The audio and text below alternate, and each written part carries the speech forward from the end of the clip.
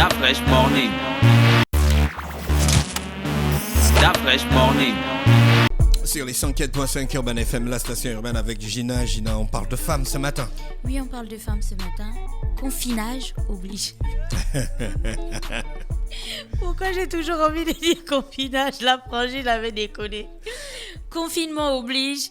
Aujourd'hui, 17 avril 2020, c'est une journée fériée, mais je pense que plusieurs personnes ne s'en sont pas rendues compte parce que justement, depuis déjà plusieurs semaines, ça a l'air d'être un mois férié pour tout le monde. Donc du coup, on n'a pas vu le coup passer. Mais juste pour rappel, aujourd'hui, c'est le 17 avril et cette journée marque donc la célébration de la journée nationale des droits des femmes. Donc à bien faire la différence avec la journée internationale des droits des femmes, le Gabon a sa journée pour faire le point sur la question des droits des femmes. Et si vous observez bien, la journée internationale des droits des femmes, donc le 8 mars, n'est pas une journée fériée au Gabon. Cependant, le 17 avril est une journée fériée au Gabon. C'est la journée donc qui fait le point sur la question des droits des femmes dans notre pays.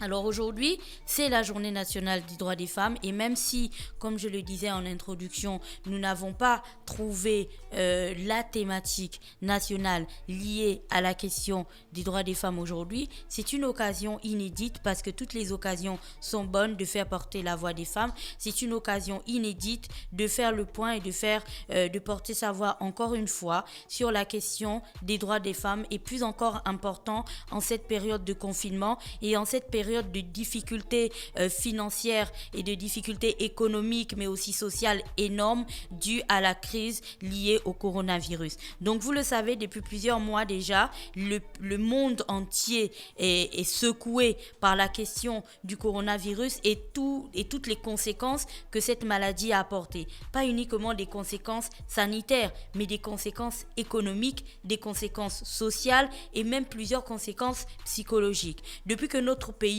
a été secoué de plein fouet par l'arrivée du coronavirus. On compte désormais 95 cas aujourd'hui. C'est donc aussi un impact considérable que ça a eu sur notre vie de tous les jours, mais aussi sur la vie des femmes en particulier. Et comme vous le savez depuis hier, on parle de 95 cas et j'avais envie qu'on se pose un instant et qu'on observe la question des droits des femmes sur fond de coronavirus dans notre pays. Alors vous le saviez déjà, coronavirus ou pas, au Gabon, nous avons la question des violences faites aux femmes dans notre pays. Il ne s'agit pas uniquement de violences physiques, mais on parle de plusieurs types de violences, violences verbales, violences psychologiques, violences financières. Il y a plusieurs types de violences dans le monde. Et donc, coronavirus ou pas, au Gabon, cette question de violence était déjà mise sur le tapis.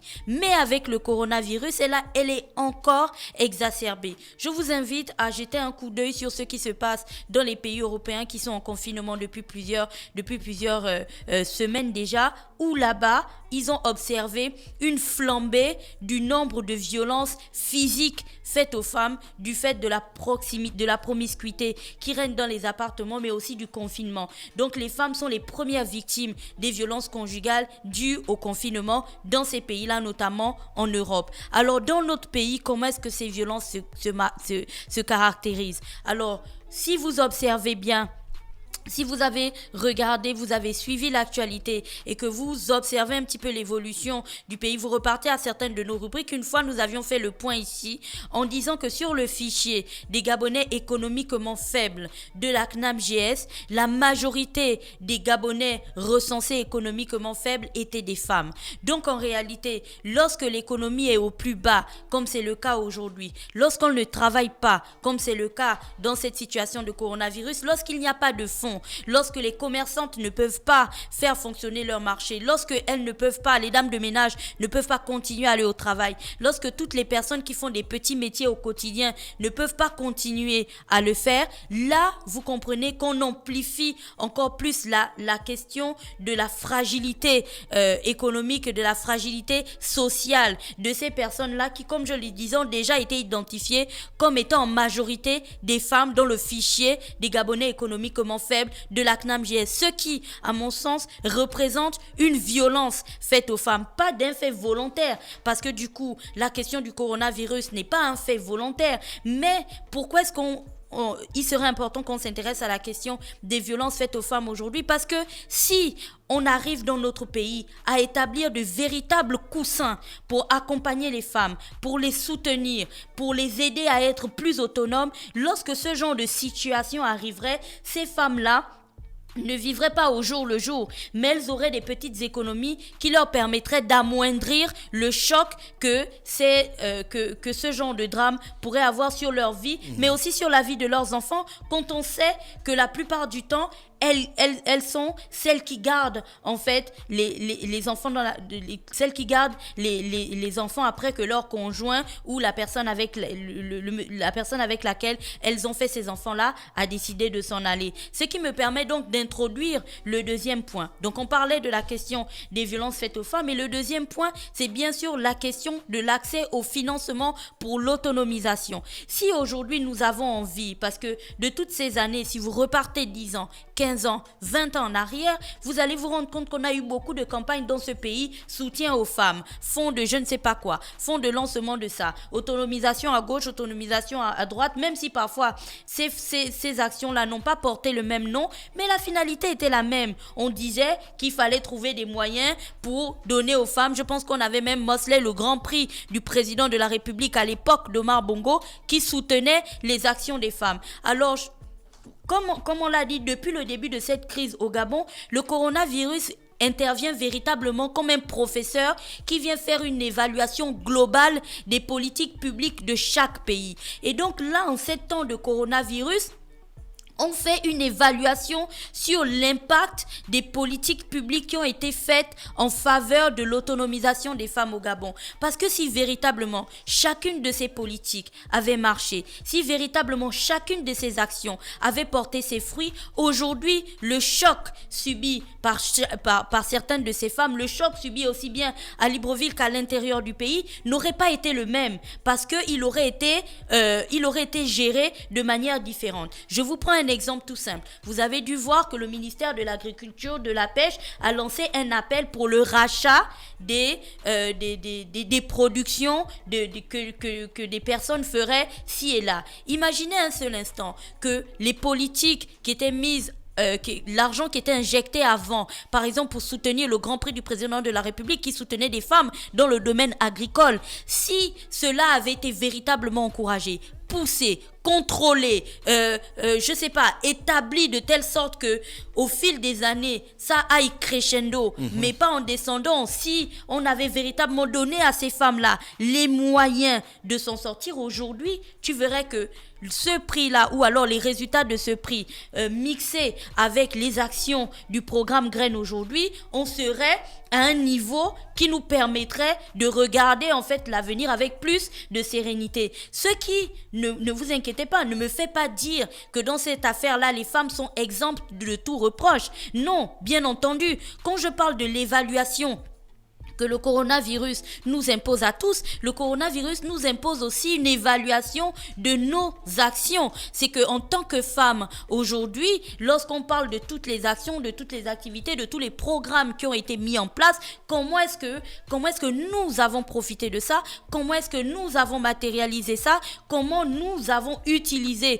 tous ces outils qui étaient mis à notre disposition pour arriver vers cette question d'autonomisation, de développement, d'empowerment, de tout ce que vous voulez qui tourne toujours autour des femmes. C'est en ça que je pars vers le troisième point qui était important d'énoncer aujourd'hui, qui est celui de la protection légale des femmes dans notre pays. Aujourd'hui encore, combien de fois une jeune fille va être abandonnée à elle-même parce qu'elle a fait un enfant avec quelqu'un qui a juste décidé qu'il ne s'en occuperait plus, et que là, vous allez rentrer dans un cercle de procédures aux affaires sociales et ainsi de suite. Et il faut reconnaître, il faut le dire, les yeux droits bien braqués les uns sur les autres, que aujourd'hui encore, la loi ne protège pas les femmes au Gabon, que ce soit en matière de veuve, que ce soit en matière de grossesse, que ce soit en matière de gestion des enfants ou même le basique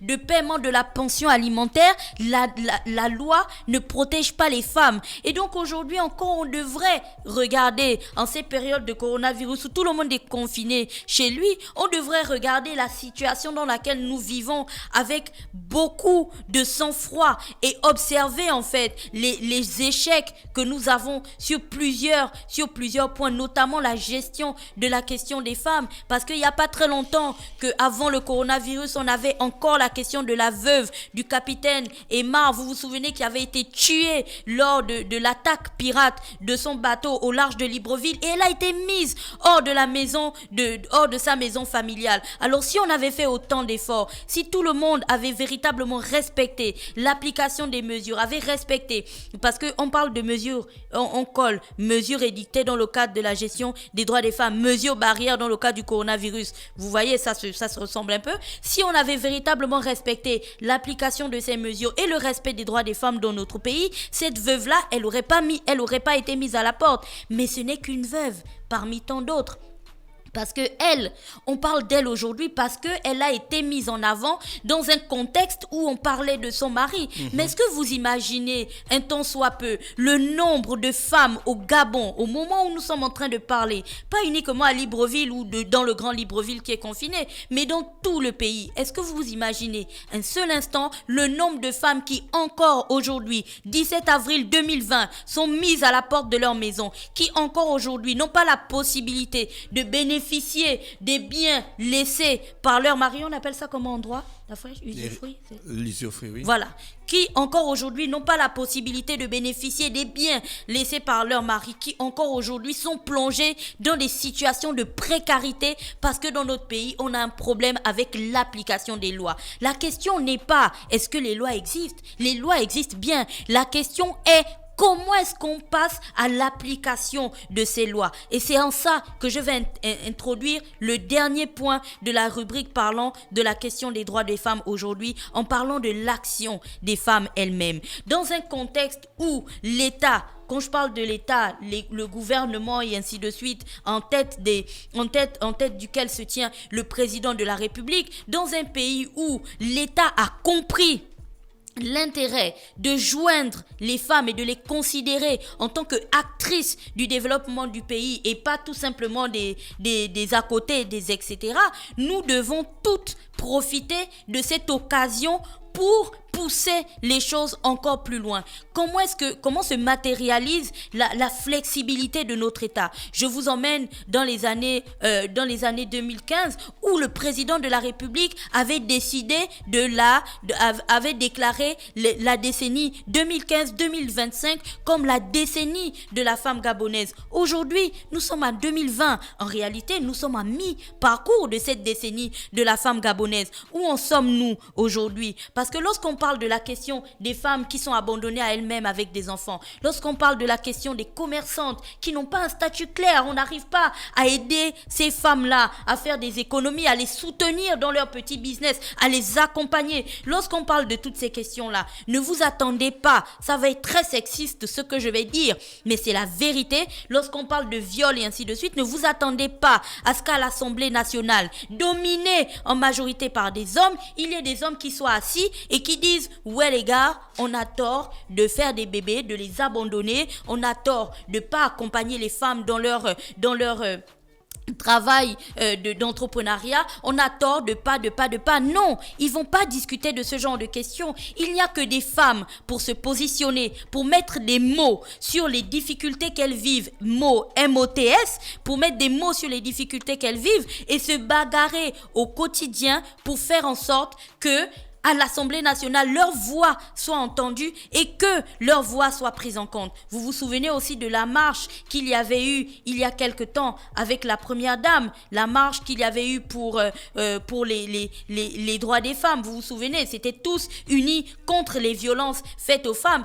Regardez l'impact que cette marche avait eu, parce que à ce moment précis, il y avait eu une marée humaine qui s'était déplacée jusqu'à l'Assemblée nationale pour déposer un plaidoyer. Cependant, c'est cette même marée humaine que nous devons voir à chaque fois qu'il y a un sujet, une thématique, une occasion qui concerne les femmes. Mais cette marée humaine ne doit pas juste être conduite par des politiques. Elle ne doit pas juste avoir de l'impact ou un grand volume parce qu'elle est pilotée par la première dame. Elle ne doit pas juste avoir un grand volume parce qu'elle est initiée par la ministre. Non, ça doit être un engagement instantané, un engagement automatique de chaque femme. Après avoir fait la marche tous unis contre les violences faites aux femmes, qui était en 2019, Mosley, c'est ça? Aujourd'hui, en 2020, combien d'ONG se sont positionnés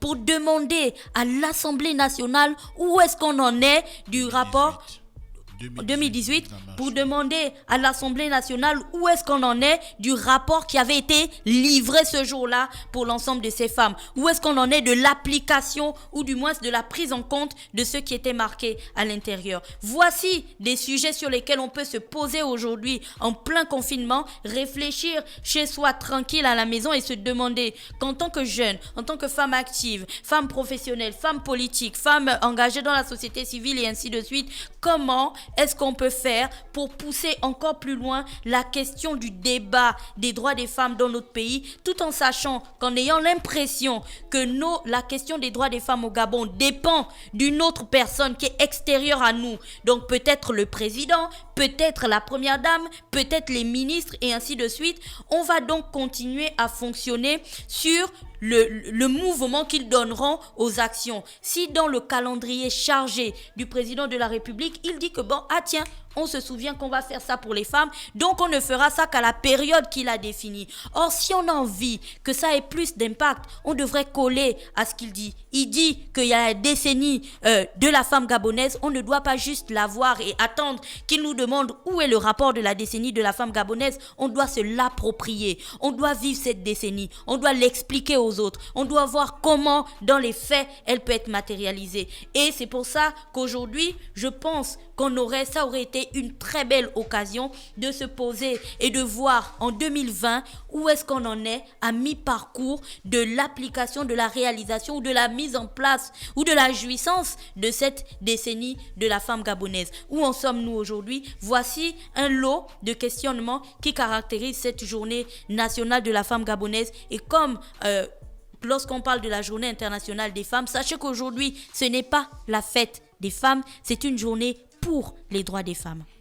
Merci, Gina. Oui, Mosley. Juste pour les auditeurs. Tu es une femme? Non, je précise parce que tout à l'heure, on cherchait un peu l'année de la manifestation, de la marche pacifique qu'il y a eu pour les droits des femmes et pour dénoncer les violences faites ces dernières. Évidemment, c'était le 17 avril 2019. Merci, Tchadabodi 2018. Oui, c'est pourquoi j'ai rectifié. Voilà, je voulais laisser les choses des femmes.